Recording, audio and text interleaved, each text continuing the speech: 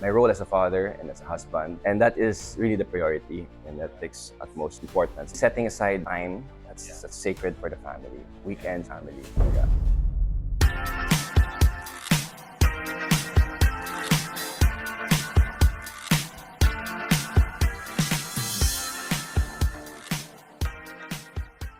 Welcome to K-Talk, series on media and entertainment. I'm Dr. Jerry Gliachko, the Dean of the School of Media and Marketing at the University of Asia and the Pacific. Our guest for today is a media personality, a professional basketball player, an entrepreneur, and a family man. Please welcome Christine. Hi, Dr. K. Jerry, thank you for having me here. It's such an honor to be in your show. Hello, everyone. Joining us, joining me here at K-Talks. Yeah, happy to be here. Thank you for having me. This is the first one we're doing in this series. As you might know, we run a program on media and entertainment management at UA&P, which I oversee. And that's why it is of interest to us to have this conversation. People in the industry like yourself.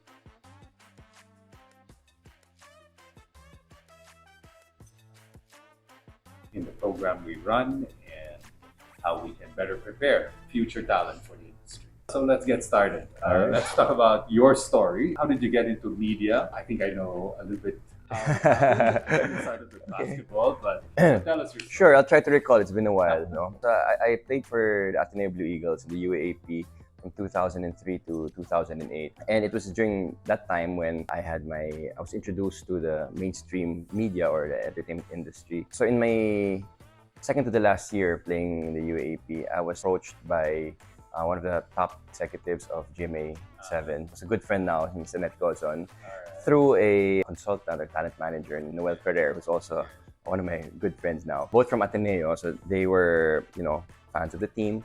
And they had approached me and asked me if I wanted to do a movie for GMA Films. Movie ka agad. Okay. And it was a horror movie with some of the biggest GMA stars at that time. You were still a student? I was still a student. I was playing basketball also. And so, I was shocked. I never, in my wildest dreams, even thought of being on television to act.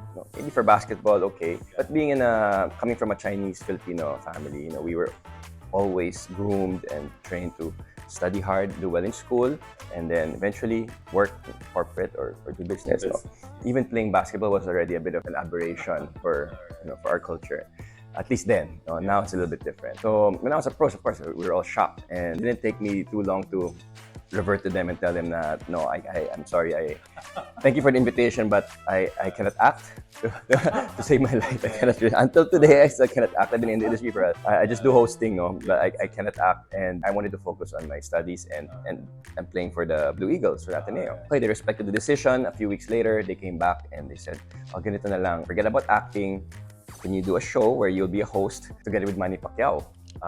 Yes, and you'll be featuring Pinoy extreme talents. Did it happen? Yes, that was my first. I accepted it. Okay, what was the show called? It was called Pinoy Records. Okay. Yeah, so my co-host was Manny Pacquiao. This was in late 2007, 2008. Actually, I was still in college then.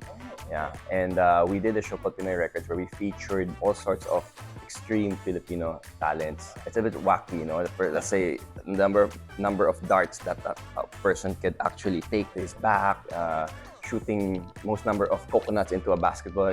So, weird talents, okay? That's how it started. And then later on, and I talked to my family, of course, before I accepted if it's all right with them. One thing I remember my mom saying was, sure, go ahead as long as you do programs that have good entertainment value, but also values in general, that promote good values. So she said, okay, as long as the show is wholesome and it promotes good values, okay lang. And that's the deal. That's the deal. So since then, GMA7 has been very kind and supportive, and they've been giving me shows that are the infotainment category. So we do shows that educate the viewers, but at the same time have some entertainment value, of course. Right now, I still have a show called I Believe now. So it's a science show. Before we did science experiments, and explained the principles behind it. Using ordinary things that you could find at home, mainly to create interest in science. From UA&P, you became a professional basketball player, right? So Yes. you were doing those two things at the Yes, same time. yes. So after I graduated from Ateneo in 2008, I joined the national team for 4 years, and then I joined the PBA in 2012, I think. How many years? 10 years professional. From after wow. college till I retired from professional basketball in 10 years. I retired in 2018. And today you're an entrepreneur, right? Mhm. You're an entrepreneur. You're also a family man, as I said earlier. So how are you able to balance all these things now? Yeah. How do you make all these things compatible? I think my whole life has always been about balancing. But more than balancing, I think it's integrating what I do with everything. In grade school and high school, I was very active already in the student council and the varsity and all these extracurricular activities, while also trying to get good grades, right? Even when I graduated from Ateneo, I already started my first business then while I was playing professional basketball and doing media and all these things. But of course, the focus then was really career. So that TV programs, basketball, business. But now that I'm married and I have two kids, yeah, two daughters, 8 years old and 6 years old. Of course, we have to prioritize, at least the entrepreneur side of me and the sports side. It always excites me and it fuels me, gives me energy and keeps me going. But at the same time, of course, family is a wonderful thing, and so it's one of the greatest blessings, if not the greatest blessings I've ever received. And I have a responsibility there. We all do. A big responsibility.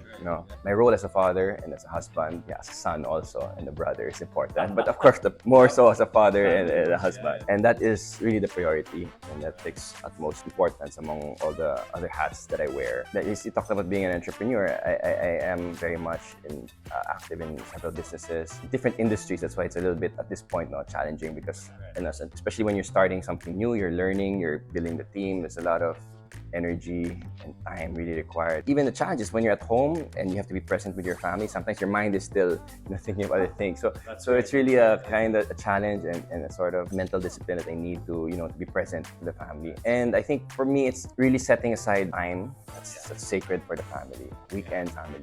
Even as much as possible, dinner time, weekday, everyday dinner. I think I'm home naman most of the time for dinner. But of course, if there's some events or things, meetings or trips that I cannot avoid, then yeah. Actually, I feel guilty if I'm not home or if I come home late. It's a great example. It's really, it's like I'm always thinking, I want to be there with them. And because we eat together and I tutor them also. But at the same time, developing virtues that are essential and that we believe every person should have, diba? You were talking about it already, which is how it is said that what we see in media, what we see in entertainment, often reflects culture, reflects the values of people.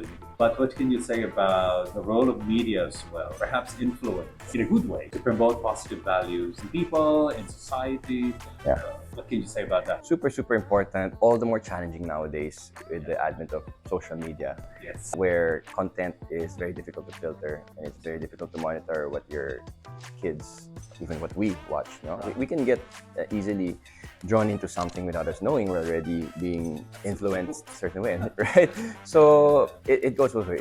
You need a lot of self-awareness, a lot of guidance, and also reflection of the absolute truth, right? And what the virtues that we must espouse. As a parent, it's double effort to really monitor and filter and impose what our kids should be exposed to. Well, yes, of course, mainstream media, but also social media, but even the friends that they hang out with. It's important that we know who they're hanging out with because the influence is so strong. And our role is really as parents, is to try to raise citizens or individuals that can contribute positively to society because they have the virtues that are proper values. But also, I think as the celebrities or public figures, to also be very, I guess, conscientious and conscious and aware of what they're posting or sharing to the public because for sure, we are influencing people. For good or for bad. For good or for bad. Exactly. Right. It is very important. And I'm glad that you guys have this kind of program in UA&P where you really are, very big in values. The good and the positive side that media and social media can do in promoting kindness and empathy, compassion, and bring, hope to people that it's just a good world. There's good people. Absolutely. There's many wonderful things to look forward to. Absolutely. It's nice to live life. It's nice to know God and to follow God. Right? Congratulations on the program. Thank you. That's quite a lot. I'm sure people who will be watching this will hopefully get inspired by these things. The importance of values, the importance of family, at the same time Yeah. hard work. Sorry if I may add, no, I Sure. think one thing that I'm also very conscious about in trying to part to my kids is to be resilient and to be not afraid to fail. Because Very sometimes, important. especially with the young ones, you know, Yeah. you're so aware of everything that's happening and your life is so public and you want to show or portray a particular life, usually one that is beautiful or perfect, or not just necessarily striving to show up, but always aiming for perfection and always being able to control things because nowadays with technology and everything, it's so easy to get things our way and to control outcomes and things. So I think one value that I'm trying to impart to the kids is to not be afraid to fail and to make mistakes. I think for me, that's the way I learned also, and I believe that's the best way to learn when you've experienced it. No. That's what we say is not just to learn from failure, not just to learn from mistakes, but to grow. To grow, yeah, precisely. Failing is not a problem. I mean, that's we're human, Yes, and we will, right? yes, But the important thing is getting up exactly. and growing from. And one way, I think, at least even for me, that I experienced that is through sports. Sports is a powerful platform to learn. You lose all the time, you get cut from the team, you get injuries, you know, you work extremely hard and you miss your goal because of something that's beyond your control. I think it's a wonderful avenue for young people, even us grown-ups to you know, to develop certain qualities that would allow us to be, you know, resilient in life Really good work. and to learn God and to meet God. I think because challenges also at the same time. And I learned this from you, Doc, that sometimes God brings us challenges in our life so that, you know, we are reminded that He's there. We go back to Him, we seek, you know, the guidance and help from Him. Good. Well, Chris, thank you so much. I'm sure you're gonna do a lot more good Try, as you continue. Yeah, the influence you can continue to create in media is amazing and fantastic. So keep it up. No, I hope so. Thank Great. you. And you too. More power to you and the team. Thank you, Yeah. man. Thank you, and thanks for watching. Until the next one. Bye for now.